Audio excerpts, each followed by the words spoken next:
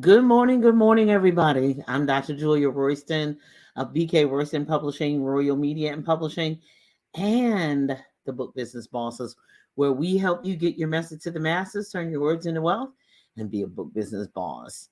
So this is a wonderful day to be alive, and um,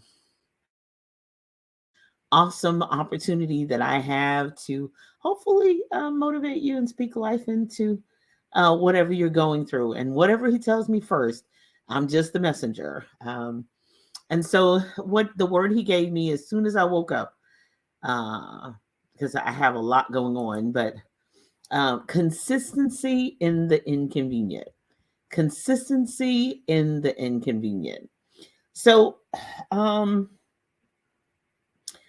So when I asked, so what does that mean, God? He said, well, think about the current event that you're at. He said, it's a beautiful place. It's a beautiful venue. It's outside, it's well manicured yard and grass and flowers. And it's a botanical garden, basically, in some parts of it. It's huge. But to actually get to the venue where the event is taking place, this arts festival, is inconvenient. It's not convenient for anybody. It's not convenient for the vendors to get their wares to their tables and their spaces that they have rented. We had to park first and then transport our goods. I have books. That's heavy. That's heavy stuff. um, where we are positioned based on the entrance of the actual space is in the back. But what we did not know until the traffic started flowing, where we are for the people and for the actual traffic of the people coming to the event, we're actually at the front. So I'm like, that the scripture, the first, last, and the last verse is just really incredible because so where we are, there is steps upon steps. They have to park so far. So of course, it was inconvenient for the vendors because we had to park so far and bring our goods up so far. Okay, and literally drag it to where it's going to go. And then it's inconvenient for the people who are coming because they have a beautiful place to go. But if you have special needs or you're in with strollers and all that, you have all these steps to maneuver. So it was just, it's incredible and very inconvenient. But it's a huge traffic flow. There's plenty of people that are coming. They have been consistent about coming to the event in spite of the inconvenience. Now I'm going to take a breather right there and let you think about that. They still came up all those steps, puffing and blowing, all different sizes of people. And I have respiratory issues. So, I was struggling going down to where our car was parked, let alone trying to go up. Oh, no, go up? What? No, really? So, um, so I'm thinking about how, oh, I've been coming for years. Some people have said, oh, we've been here for years and years and years. We always come. We come every year. So they're consistent, but it's inconvenient. So they understand the inconvenience of it all, but they're still consistent. They still come. Why? Number one, they're committed, the commitment level. So when you're thinking about being consistent to do something consistently every day, because some people work jobs every day that it's not convenient. You have to drive. So when I worked in private school, I was only about 10 or 15 minutes to work. I didn't even have to go on the highway if I didn't want to. I can go to the streets from my house straight to my school. So sometimes I would go the highway just for the sake of it, but most of the time I didn't have to. I went to the streets. So when it snowed, I could easily get home. The streets where They cleared him for emergency personnel because I had to go near hospitals, etc. So, um, but my last job before I retired, I had to drive 45 minutes and across a bridge, and it was a 45-minute one way. So if it would ever ice or really be bad weather and school would get out early, the rule was the teachers could not leave the building until every child was picked up or every child was on the bus. But my principal would kind of disobey the rules, and he would tell the people who lived in Indiana to start making it home because he knew some of us was going to, and text them when we got home, because it was going to take a lot of us a lot longer to get home. For the regular 45 minutes, it could take an hour, it could take an hour and a half. And I went through the streets and I didn't do the highways. So it would take me a lot longer to get home. So he would say, I know I'm not supposed to do this, but I want y'all to be safe. So Indiana people, there was about 5 or 6 teachers lived in Indiana. Y'all head on out. And those who lived locally in the neighborhood could almost walk home. They stayed until the last kid was gone. So I was always appreciative of that. I was always standing there and you're like, Indiana, y'all head on home, because it was going to take it. But we were committed to it. I was committed to that job. And I was committed to it until I retired. I was committed to it to the end. And I stayed to the end until I was able to retire. So the commitment issue of it.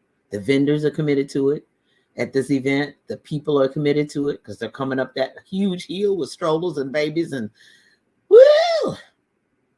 And all those steps, and they're committed to it. And then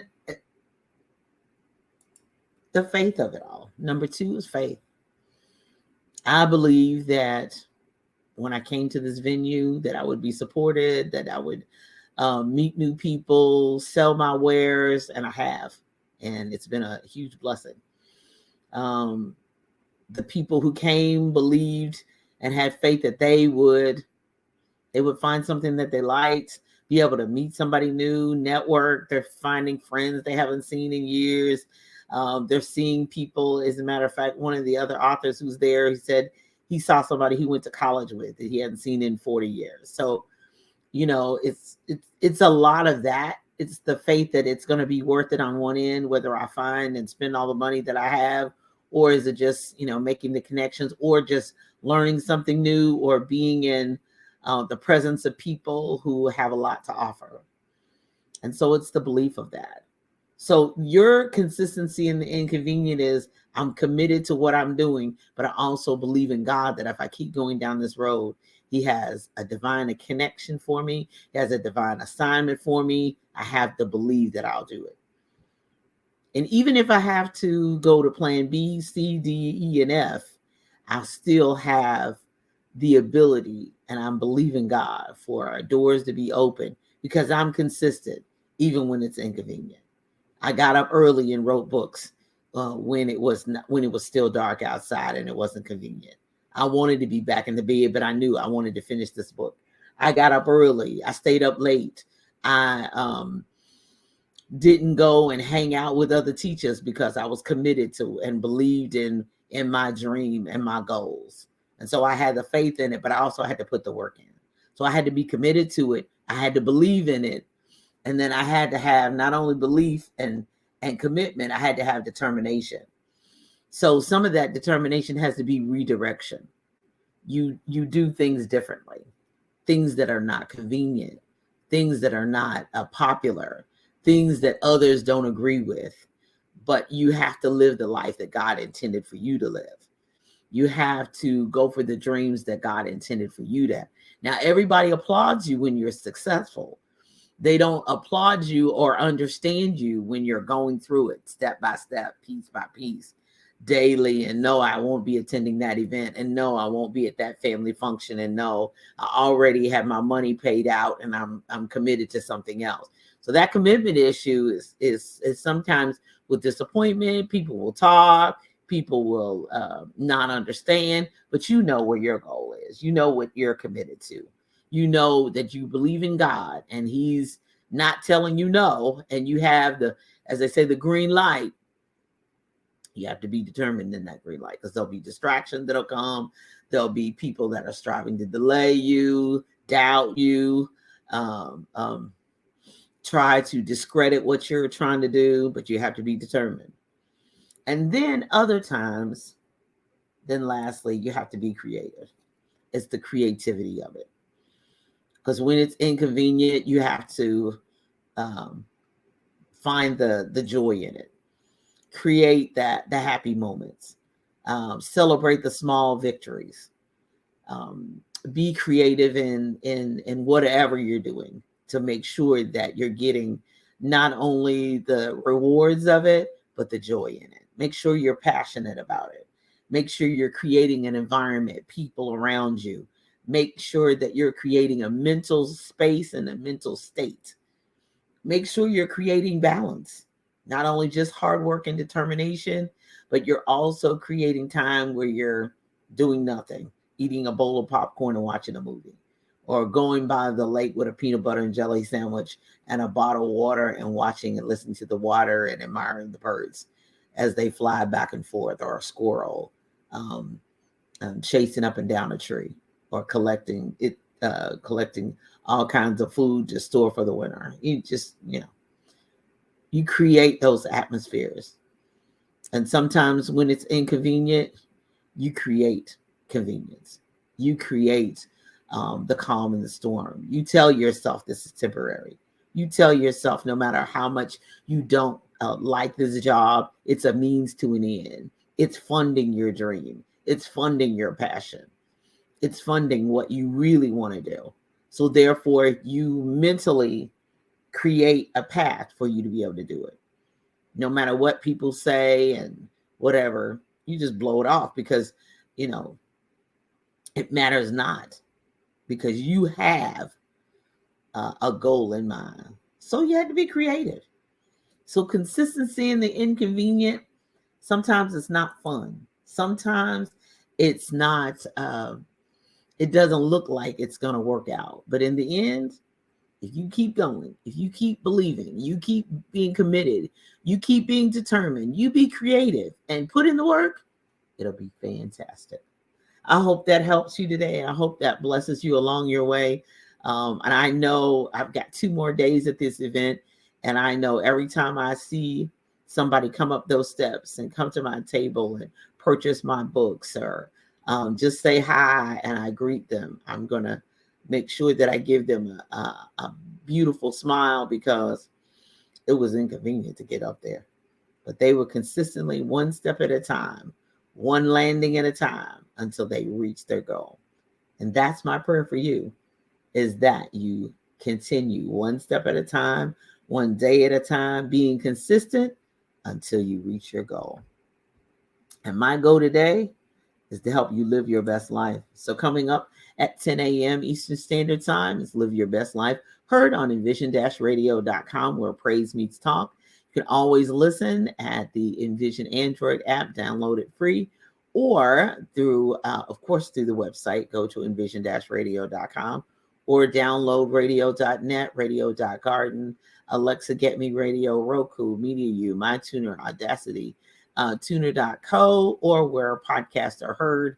Download those apps so that you can listen to envision-radio.com, where praise meets talk. Then coming up at 11 a.m.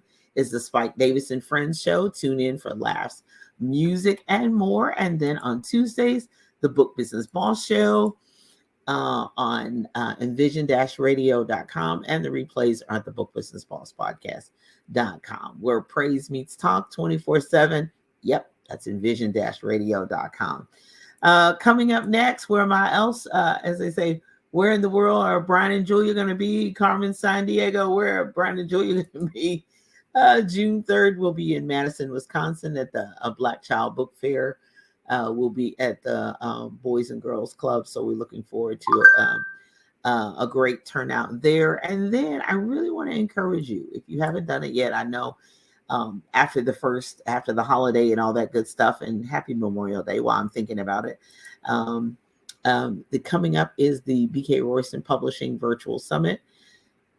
June is where we're looking at the halfway point of the year. So let's prepare for what's next, not just the rest of 2023, but 2024 and beyond. This is for the authors, business owners, ministry leaders, nonprofits, and I have some phenomenal guests. So visit the bookbusinessbosstraining.com and find out more about the speakers as well as how you can register for the BK Royston Publishing Virtual Summit.